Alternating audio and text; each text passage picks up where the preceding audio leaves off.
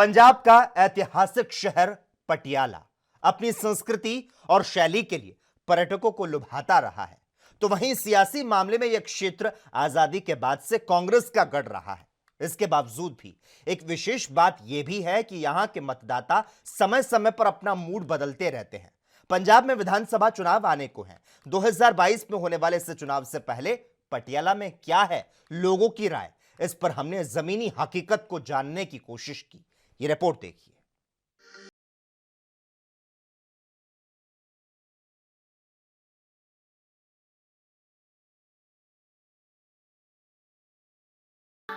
इस समय हम पटियाला रूरल विधानसभा क्षेत्र में खड़े हैं और हमारे संग मिट्ठू सिंह जी खड़े हैं। मिट्ठू सिंह जी नाम है आपका? हाँ जी, हाँ जी, हाँ जी। मिट्ठू सिंह जी, पहली बार विधायक से कब मिले थे आप? उम्र कितनी आपकी हो गई है बताइए जरा। मेरी 55 साल की उम्र होगी। 55 साल की उम्र आपकी हो गई है। हाँ जी। अब विधायक से पहली बार कब मिले थे आप? हम मतलब मिले ही नहीं जी कभी भी। 50 साल में कभी, 55 साल में कभी विधायक से नहीं मिले आप? ना जी ना, कुछ नहीं मिला है, ना किसी से मिला है। तो ये वोट कैसे डालते हैं फिर? वोट बस ऐसे डालते हैं जी, जैसे हम आप देख रहे हैं माहौल कैसा है, बस उसी पर डाल देते हैं।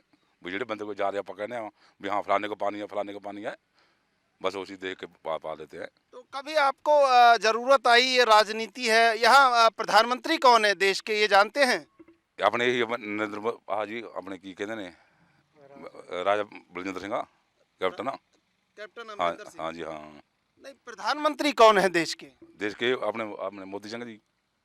नरेंद्र मोदी प्रधानमंत्री हैं देश के। हाँ जी, हाँ। तो अभी जो कृषि कानून उन्होंने लगाए थे, हाँ जी। तो वो आपको क्या पता चला उनके बारे में? उन्हें बारे में सानू तो इन्ना पता नहीं चलिया। ऊँ जाने कहते भी उत्थे बंदे का बहुत नुकसान होया, भी ਉਹ ਜਾਨੀ गलत काम होया जी, पर कानून पहला लागू हो जाते, कानून का काम होंदा जी, घाटा जी होया काम।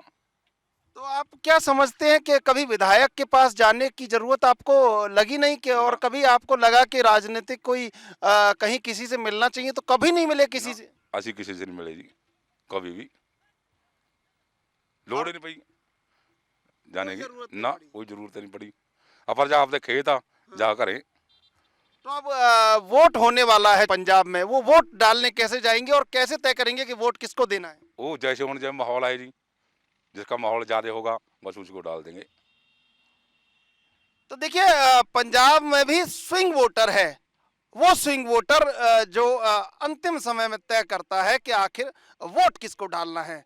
और शायद ये बड़ा राजनीतिक पार्टियों के लिए फायदे का सवाल है। एक फायदे की वजह है कि आखिर स्विंग वोटर पंजाब में भी है, तो शायद उस स्विंग वोटर को लास्ट टाइम पे कैसे मूव किया जा सकता है अपनी तरफ, ये संभावनाएं अभी पंजाब में भी बनी हुई हैं। जिस तरह हम मिट्ठू सिंह से बात कर रहे थे, मिट्ठू सिंह हमारे साथ थे।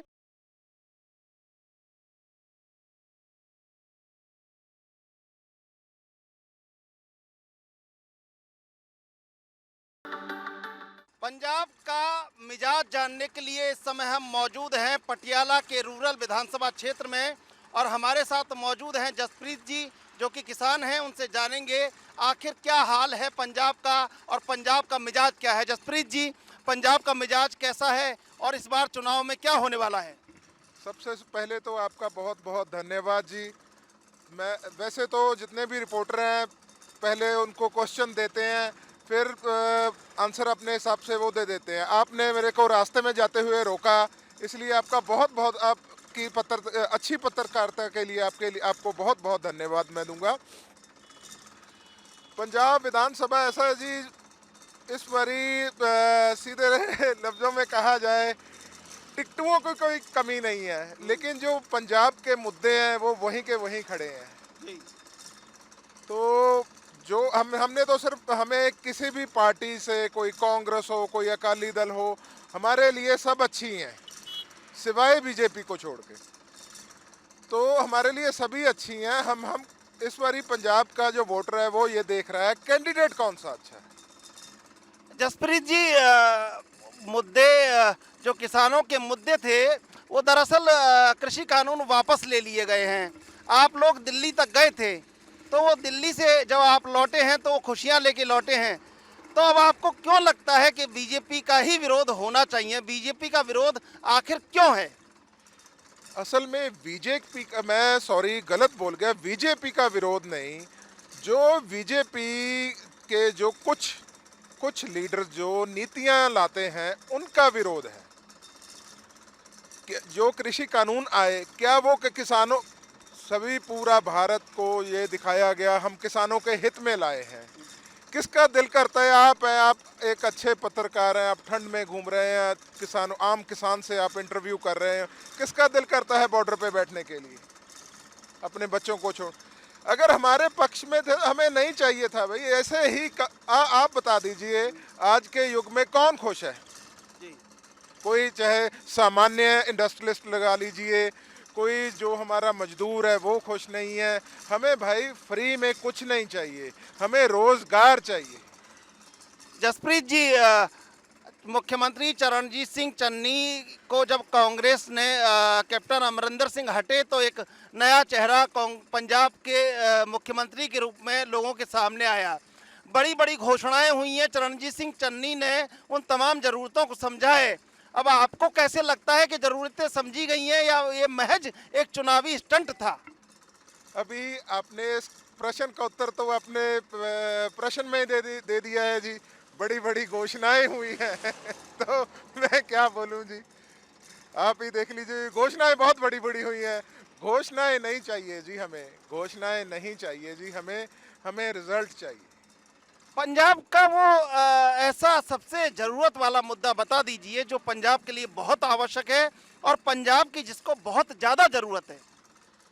पंजाब का तो हर मुद्दा ही ज़रूरत, जैसे कहिए पंजाब ही आज के दिन सबसे, जो कोई यहाँ पे पंजाब ही ज़रूरत है जी।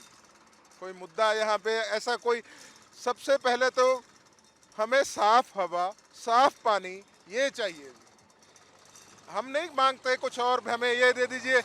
ये तो एक चाहे कोई भी पॉलिटिशियन है ये तो हमें दे सकता है। जो इंडस्ट्रियलिस्ट हैं वो अपना गंदा पानी नीचे जो हमारा वाटर लेवल है वहाँ पे गंदा पानी फेंक रहे हैं, तो जो वाटर ट्रीटमेंट प्लांट है वो सही तरीके से काम नहीं कर रहे, हवा कितनी दूषित हो रही है।